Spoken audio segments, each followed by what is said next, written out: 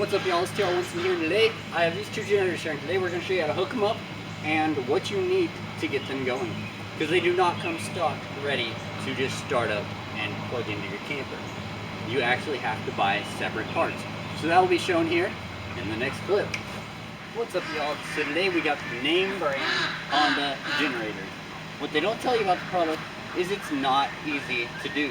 Like, they're not easy to get running for your camper, to get this big thing with two AC units up on top running and to stay running. So the first thing they don't tell you, there's a cord. It doesn't come with it. Second thing they don't tell you, there's a separate generator you have to buy with it to get it to make enough power to run your camper.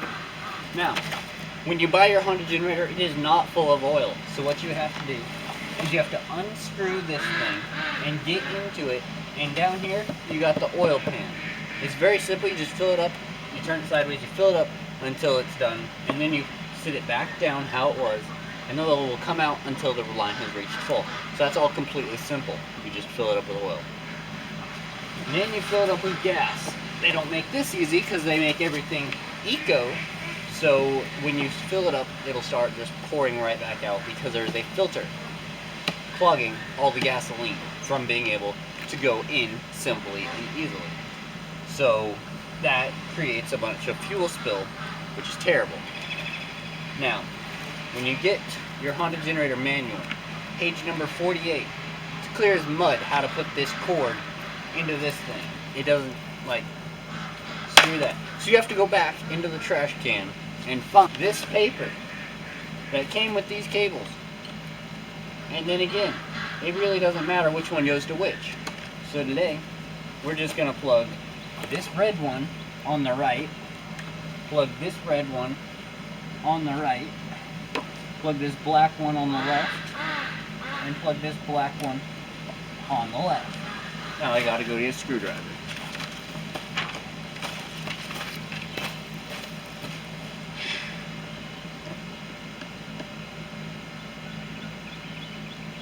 So now we are adding the,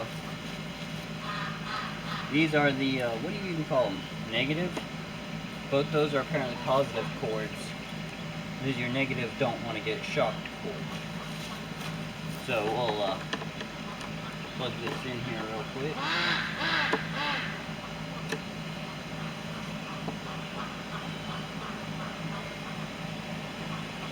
Alright, so now we got all that set up. Now we are ready to go. Every camper has a standard cord that plugs straight into your electrical box when you're at a campsite. Honda decided they were going to make their own imaginary extension cord that you had to plug into that thing. So not only do you have to fight getting the piece, it costs $20 extra just to get the piece so you can connect your camper to these machines. Out of all the different pieces Honda decided to go with, this piece right here, which converts to your regular house outlet, does not work. This piece right here, which just converts it into regular, a lower amount, high amount of electricity, will not work. This piece right here, that connects it to a 3-point lock, does not work. This piece right here, which converts it to a 3-prong with a center circular point, will not work. We also have these for the people that go to the campsite and have that weirdo looking thingy on their electrical box. This one converts to 3-prong, will not work. This one converts to a 5-prong, which takes 3, does not work. This one, circular. We need 3 long prongs for it to work. So this does not work. So you go online and spend $20 on a single piece about that big, just for Honda's specs and whatever they want, just their own thing. Now they do have the 20 amp, but this camper has 2 AC units on it, so it will not work at 20 amp. So we need the 30 amp. So we've waited 2 weeks to get this in the mail. This is a 3-prong lock. So you put it in and it locks on. 3. And then it converts it to the circular one, which we have, the circle at the bottom. So we are going to plug this into the, I don't think it really matters, the inverter. We'll just see what it does. Put it in, you twist it, now it's locked in there. Now we plug our end into this. Alright, so you got the 3-prong with the circle. They decided not to go with the circle for whatever reason. Because everyone's got one with a circle and then the 2 prongs. Everywhere. Lowe's, Home Depot, Walmart. You have to special order this thing directly from Honda themselves. $20. So you plug this piece into your Honda generator. And then you plug this piece into that, which is your 5-prong.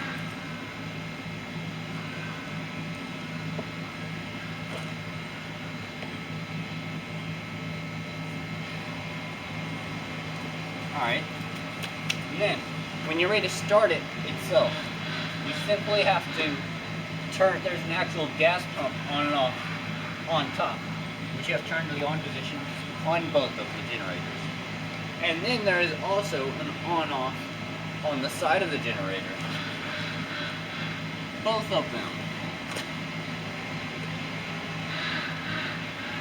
And then you simply make sure all these buttons are pushed in,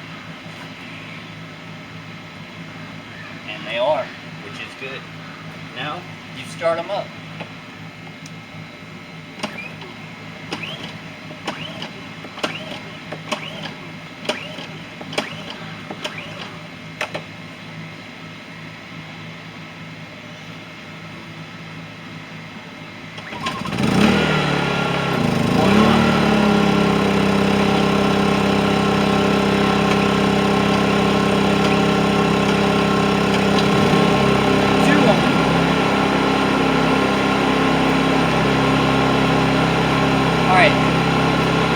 So, both generators are on, and as of right now, they are both incredibly quiet.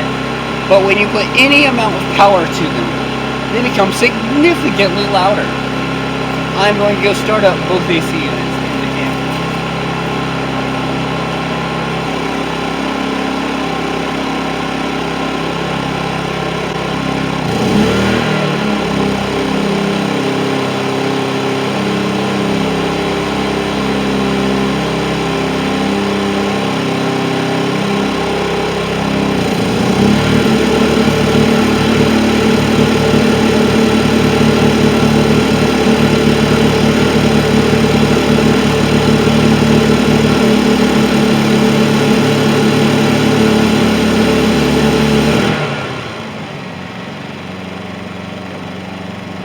Both of Honda's generators got overloaded, and these are their prime generators. Both of them got overloaded with too much power. How? That's 30 amps. All this camper needs. And they both get overloaded. They could not handle the amount we just put it through, which was not a lot, by the way. These campers, these generators, do not pass the test for can they handle this camper. They are supposed to be able to handle every camper out there that takes 30 amp. This camper takes 30 amp and they cannot handle it. It puts it just over the limit. So these generators have just overloaded and died. They are putting off 0 power. They are just killing people.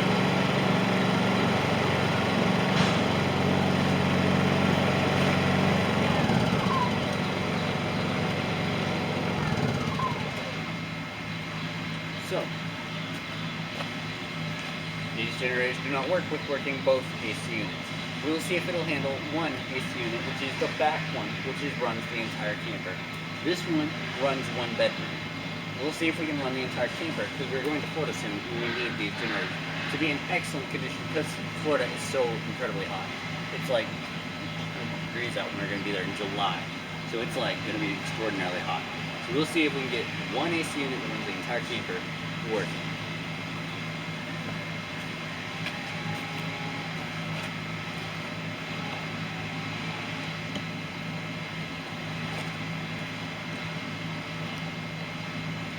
Now, when these generators cut off like that, you can't just start them right up and expect immediate power.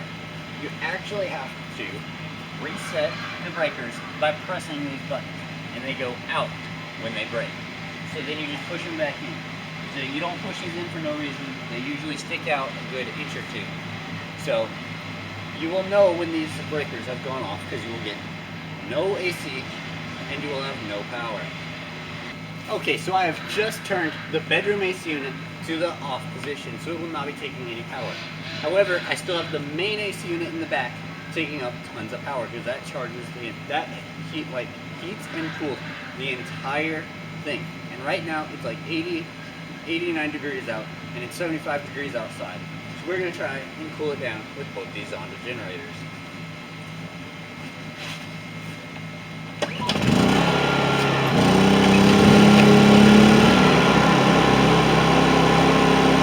Okay, so right now, the main AC unit is the only one that's on.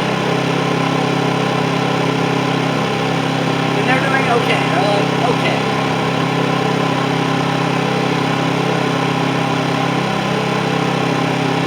So we can only run one AC unit off both these generators. Is it worth it? I don't know.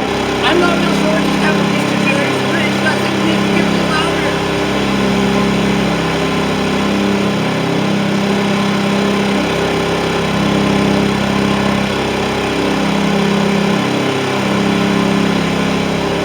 Right here, keep turning on and off. And that's one AC unit. I'm not even putting a slide in around.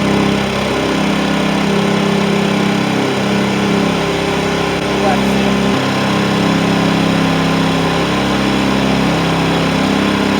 These Honda generators are about just as loud as a regular generator you get off the Facebook Marketplace or something. So they are not worth the money. Don't get them, they're just as loud, if not louder.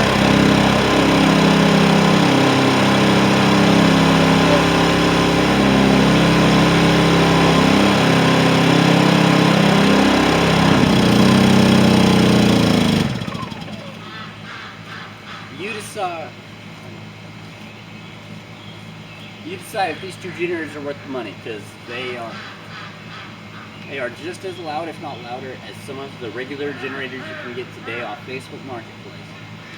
These were not as quiet as I was hoping. You could not take these into a camper after 10, which is kind of what, like, campground rules are: no generators on that are louder than such and such later than 10. In Florida, you have to have a generator on all the time. These will not pass the 10 o'clock no generator. You can hear them. Like, incredibly loud, not quiet. So these will not help us on our Florida trip. However, they did make one AC unit work. They did not prove to do 30 amps, which is what both these combined are.